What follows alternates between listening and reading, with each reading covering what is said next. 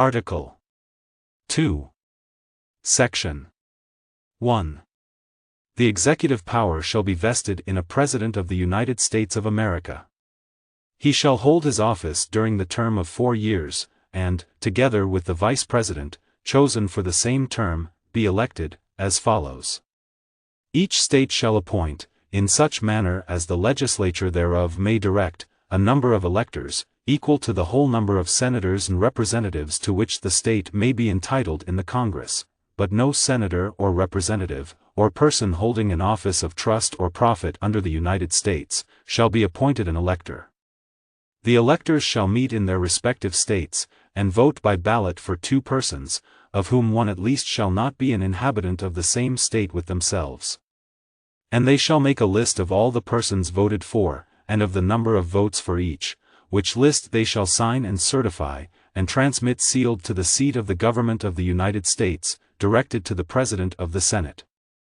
The President of the Senate shall, in the presence of the Senate and House of Representatives, open all the certificates, and the votes shall then be counted.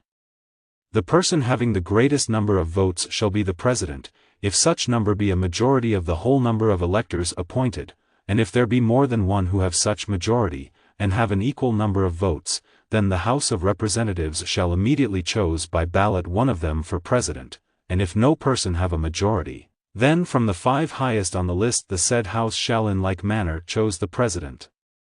But in choosing the President, the votes shall be taken by states, the representation from each state having 1 vote. A quorum for this purpose shall consist of a member or members from 2/3 of the states, and a majority of all the states shall be necessary to a choice.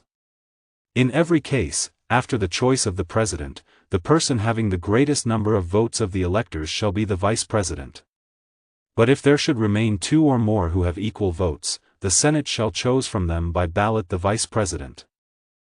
The Congress may determine the time of choosing the electors, and the day on which they shall give their votes, which day shall be the same throughout the United States. No person except a natural-born citizen, or a citizen of the United States, at the time of the adoption of this Constitution, shall be eligible to the office of President, neither shall any person be eligible to that office who shall not have attained to the age of 35 years, and been 14 years a resident within the United States.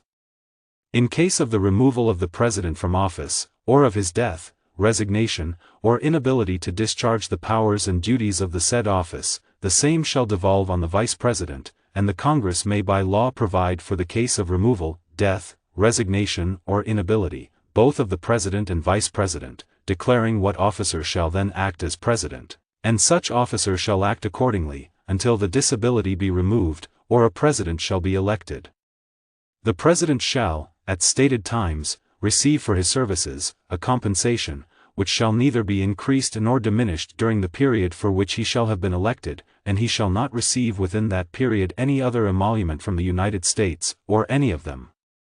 Before he enter on the execution of his office, he shall take the following oath or affirmation: I do solemnly swear, or affirm, that I will faithfully execute the office of President of the United States, and will to the best of my ability, preserve, protect and defend the Constitution of the United States.